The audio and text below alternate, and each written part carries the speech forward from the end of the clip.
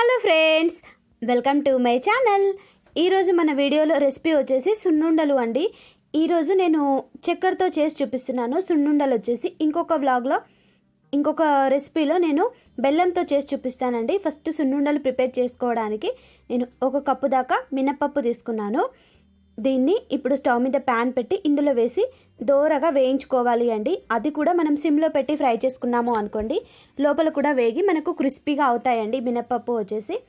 అందుకే నేను సిమ్లో పెట్టి కొంచెం నెమ్మదిగా వేయించుతున్నాను ఫ్రెండ్స్. నేను మీకు బెల్లంతో కూడా త్వరలోనే చేసి చూపిస్తానండి. ఇది మనం ఈజీగా చేసుకునే సున్నుండలు అండి. కొంతమందికి బెల్లం నచ్చదు కదా, అలాంటి వాళ్ళకు ఇది బాగా యూజ్ అవుతుంది ఫ్రెండ్స్. అందుకే ఇది చూపిస్తున్నాను. మా ఇంట్లో కూడా బెల్లం అందరూ తినరు అండి, అందు గురించి నేను అప్పుడప్పుడు షుగర్తో కూడా చేస్తూ ఉంటాను సున్నుండలు వచ్చేసి.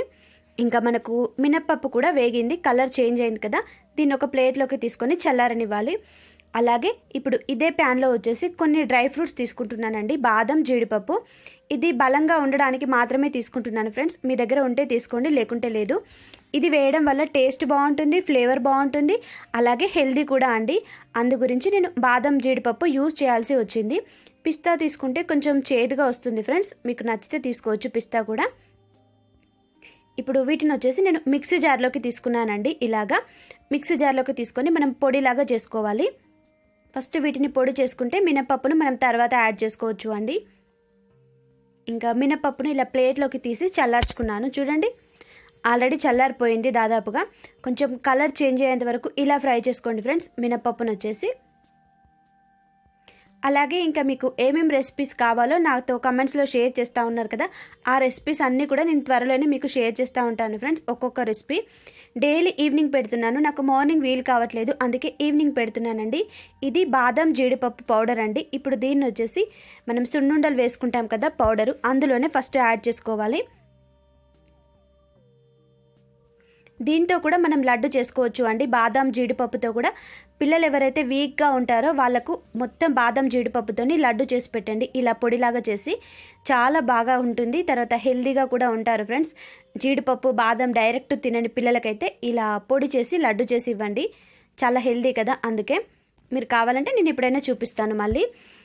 ఇప్పుడు ఇదే మిక్సీ జార్లోకి నేను కొద్దిగా మినపప్పు తీసుకొని పౌడర్ లాగా చేసుకుంటున్నానండి. ఇది చాలా ఈజీ ప్రాసెస్ అండి. షుగర్తో చేసుకునే సున్నుండలు వచ్చేసి. బెల్లంతో అయితే మనకు కొంచెం టైం పడుతుంది, అంతే అండి. ఇప్పుడు ఈ పట్టిన మినపప్పు పౌడర్ని అంతా నేను మళ్ళీ ఇదే గిన్నెలోకి తీసుకున్నాను. అలాగే మిగతా మినపప్పు ఉంది కదా, దాన్ని కూడా మిక్సీ జార్లోకి తీసుకుంటున్నానండి.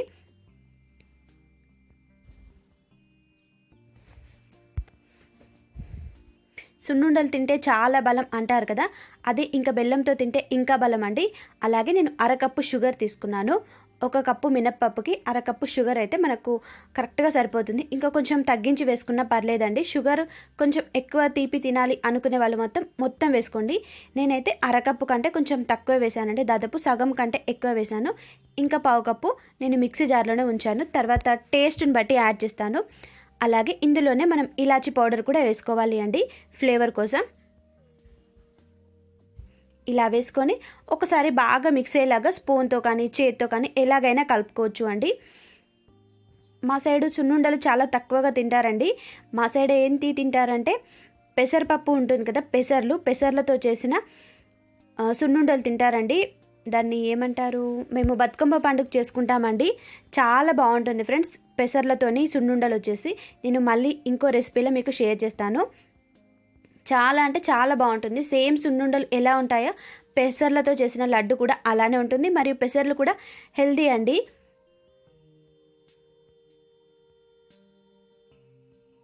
ఇప్పుడు మనం ఇందులో నెయ్యి యాడ్ చేసుకోవాలి అండి. కరిగించిన నెయ్యి యాడ్ చేసుకుంటే మనకు సున్నుండలు కట్టడం చాలా ఈజీ అయిపోతుంది. ఇంకా పిల్లలు కొంతమంది నెయ్యి తినని వాళ్ళు ఉంటారు కదా, అలాంటి పిల్లలకు ఇలా మనం సున్నుండలు చేసి ఇచ్చామనుకోండి, వాళ్ళకు ఎక్కువగా టేస్ట్ అనేది తెలియదు అండి. డైరెక్ట్ నెయ్యి తినడానికి నేను కూడా ఇష్టపడను, అలాగే మా పిల్లలు కూడా ఇష్టపడరు అండి. అందుకే నేను అన్ని రెసిపీలలో వాళ్ళకు వేస్తూ ఉంటాను తెలియకుండా ఉండడానికి. సున్నుండలు అయితే మా పిల్లలు తింటారండి, కాకపోతే నేను ఎక్కువగా కట్టలేదు, ఎందుకంటే బెల్లంతో చేస్తాను అనేసి ఇలా మళ్ళీ షుగర్తోని కొద్దిగా చేశానండి.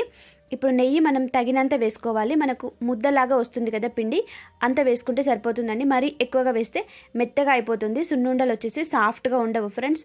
ఇవి మనకు షాప్లో 1 రూపీ 2 రూపీకి అమ్ముతూ ఉంటారు కదా, సున్నుండలు వచ్చేసి బాగా అమ్ముతారు. మాకు ఊర్లలో దొరుకుతాయండి సున్నుండలు వచ్చేసి షాపులలో. ఇప్పుడు మొత్తం ఒకసారి బాగా మిక్స్ అయ్యేలాగా కలుపుకోవాలి.